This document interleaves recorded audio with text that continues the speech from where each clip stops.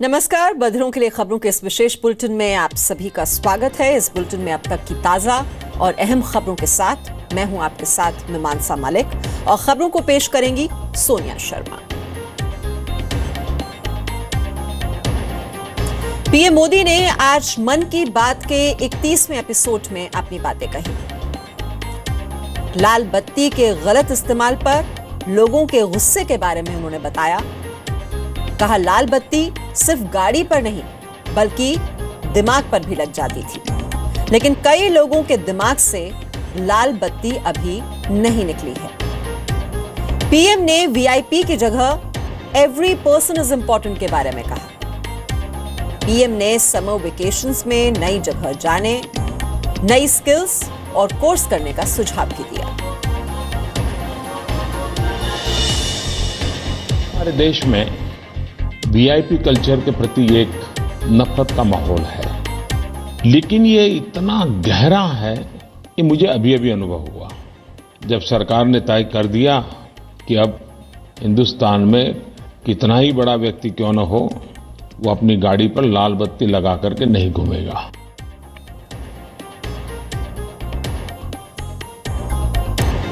शहीदों पर जम्मू कश्मीर के पूर्व मुख्यमंत्री फारूक अब्दुल्ला के विवादित बयानों को लेकर देश में गुस्सा बढ़ता जा रहा है। शनिवार को फारूक अब्दुल्ला ने कहा था कि सुकमा के शहीदों की कोई चर्चा नहीं कर रहा है, लेकिन कुपवाड़ा के शहीदों की शहादत को बढ़ा चढ़ाकर पेश किया जा रहा है। पीएमओ में राज्य मंत्री डॉक्टर जितेंद्र सिंह ने सिपाहियों के बलिदान को लेकर सियासत न करने की नसीहत दी है।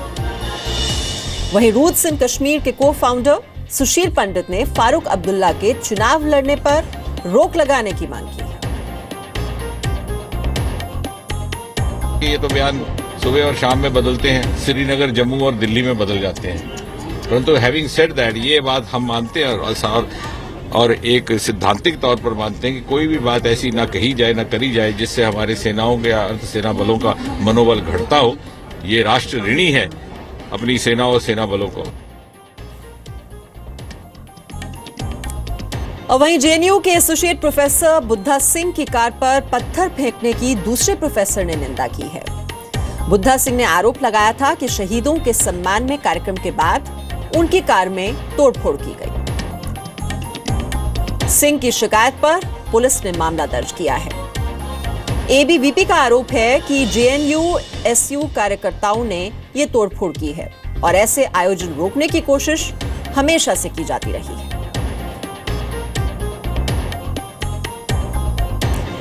यूपी के सीएम योगी आदित्यनाथ आज देवरिया के दौरे पर हैं। उन्होंने दिव्यांगों के कार्यक्रम में हिस्सा लिया। सीएम योगी ने ऐलान किया कि दिव्यांगों को मिलने वाली पेंशन 300 से बढ़ाकर 500 रुपए की जाएगी। सीएम योगी ने देवरिया में बंद पड़ी चीनी मिलों का भी मुद्दा उठाया और कहा कि हमारी सरकार चीनी उद्योग पर नई नीति बनाएगी। योगी आज राष्ट्रीय स्वयंसेवक संघ के कार्यक्रम में हिस्सा लेंगे। गोरखपुर में विकास के कामों की समीक्षा करेंगे और शाम 6 बजे लखनऊ वापस जाएंगे।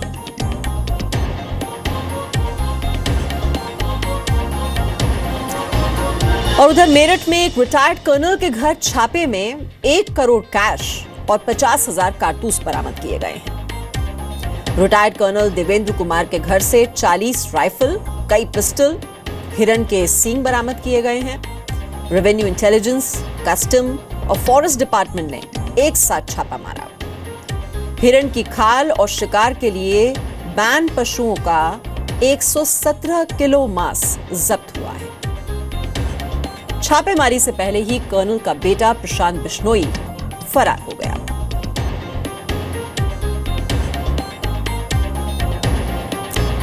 National security adviser Ajit Doval ने नक्सलियों से निपटने की कमान खुद संभाल ली है। अगले हफ्ते छत्तीसगढ़ और बस्तर के अधिकारियों से वीडियो कॉन्फ्रेंसिंग के जरिए वो नक्सल ऑपरेशंस पर बात करेंगे। सूत्रों के मुताबिक बस्तर जिले में नक्सलियों के ठिकानों को तबाह करने के लिए हेलीकॉप्टर की मदद से पैरा ट्रूपर जवानों को उतारा जा सकता है।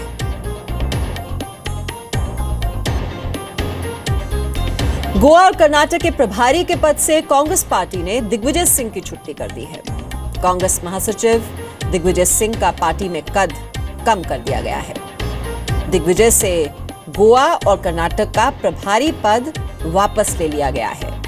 माना जा रहा है कि गोवा में सरकार न बन पाने से कांग्रेस पार्टी में दिग्विजय सिंह को लेकर काफी नाराजगी थी।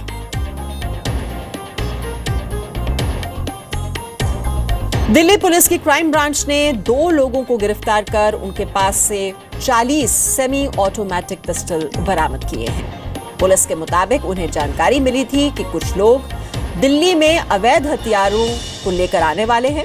इसी सूचना पर काम करते हुए पुलिस ने आनंद विहार इलाके से 2 लोगों को पकड़ा, जिनकी पहचान मुंगेर के दीपक साहा और मेरठ के साजिद के तौर पर हुई।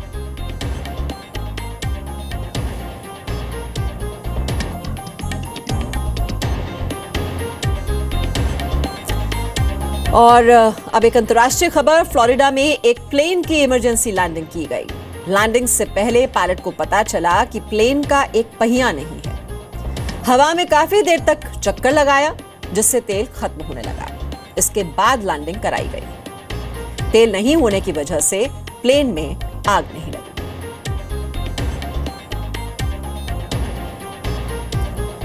अमेरिकी राष्ट्रपति डोनाल्ड ट्रंप का मीडिया पर गुस्सा अभी कम नहीं हुआ है। राष्ट्रपति बनने के 100 दिन बाद पत्रकारों के साथ डिनर में ट्रंप शामिल नहीं हुए। ट्रंप ने पत्रकारों के साथ डिनर छोड़कर पेंसिल्वेनिया में कार्यकर्ताओं के बीच जाना पसंद किया। ट्रंप ने कहा कि वो पत्रकारों से 200 किलोमीटर दूर आकर खुश हैं। ट्रंप ने व्हाइट हाउस में जुटे पत्रकारों का मजाक भी उड़ाया। कहा कि पत्रकारों के पास कोई जानकारी नहीं और वो झूठी खबरें दिखाते हैं।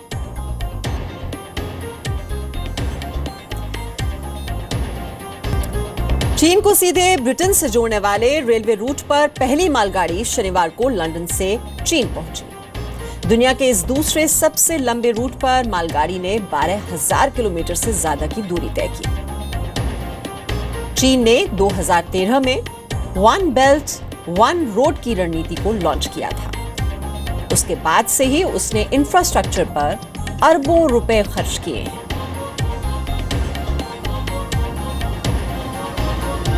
बधिरों के लिए समाचार के इस बुलेटिन में आज के लिए बस इतना ही। कल दोपहर 3:30 बजे हम फिर हाजिर होंगे आपके लिए नई और अहम खबरें लेकर। तब तक के लिए नमस्कार।